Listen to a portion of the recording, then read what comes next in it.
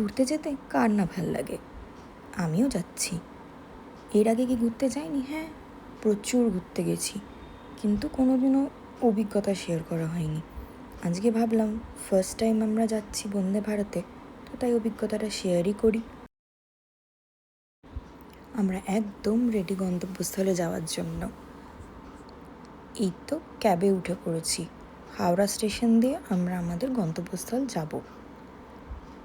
পৌঁছেও গেলাম আমরা আমাদের গন্তব্যস্থলে, হাওড়া স্টেশন। এখন প্ল্যাটফর্ম খুঁজে যাওয়ার অপেক্ষা আর ট্রেন ধরার অপেক্ষা। গুটি গুটি পায়ে হাঁটছি, আর হাঁটতে হাঁটতে পৌঁছেও গেলাম।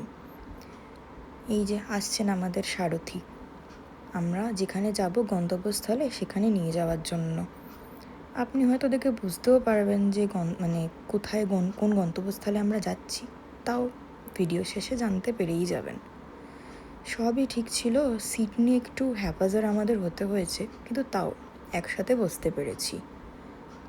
এই ছেড়ে দিল আমাদের গন্তব্যস্থলে যাওয়ার জন্য। মজাই লাগছে, ওয়েদারটাও একটু গরমই ছিল, কিন্তু তাও ঘুরতে যাওয়ার আনন্দে সেটা আর ফিল করতে পারিনি। ইতিমধ্যে খবরের কাগজ, জলের বোতল, ইভেন কিছু স্ন্যাক্সও আমাদের দেওয়া হলো। স্ন্যাক্সে ছিল চা, বিস্কুট, কফি, যিনি খাবেন। ইতিমধ্যে আমি একটুখানি জিরিয়ে নিচ্ছিলাম। সারা রাত্রির অফিস করে এতটুকু ঘুম হয়নি, কিন্তু সেটিকেও আমার কর্তামশাই ঠিকই ইয়ার্কি করেই ভিডিওটা করে ফেলেছিলেন। আর কি বলবো, কেউ বোঝে না দুঃখটা আমার। আর যেটা আপনাকে বলছিলাম, বন্দে ভারতের সব সার্ভিসই খুবই ভালো ছিল, কিন্তু ওই লাস্ট মোমেন্টে আমাদের সিট অদল বদল হয়ে গেছিলো পুরো। আমরা 100তেই নিয়েছিলাম, কিন্তু এনিহাও ওটা চেঞ্জ হয়ে যায়। বাট আমরা সবাই মিলে তাও একই জায়গায় সবাইকে রিকোয়েস্ট করে বসতে পেরেছিলাম, তো সেটা নিয়ে অসুবিধা হয়নি। বাকি জার্নি তো একদম স্মুথ ছিল। সব সিনারি দেখতে দেখতে আমার আর ঘুমোনোটাই হলো না, তো আর ঘুমিয়ে লাভ নেই, একেবারেই নয় রেস্ট পরে গিয়ে গন্তব্যস্থলে পৌঁছেই নেব। এই দেখুন চলে এসেছে ব্রেকফাস্ট।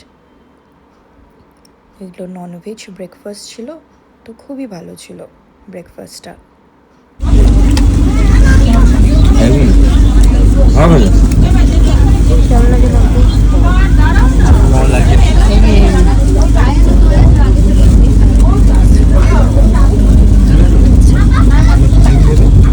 খেতে খেতে পৌঁছেও গেলাম আমাদের গন্তব্যস্থল পুরী।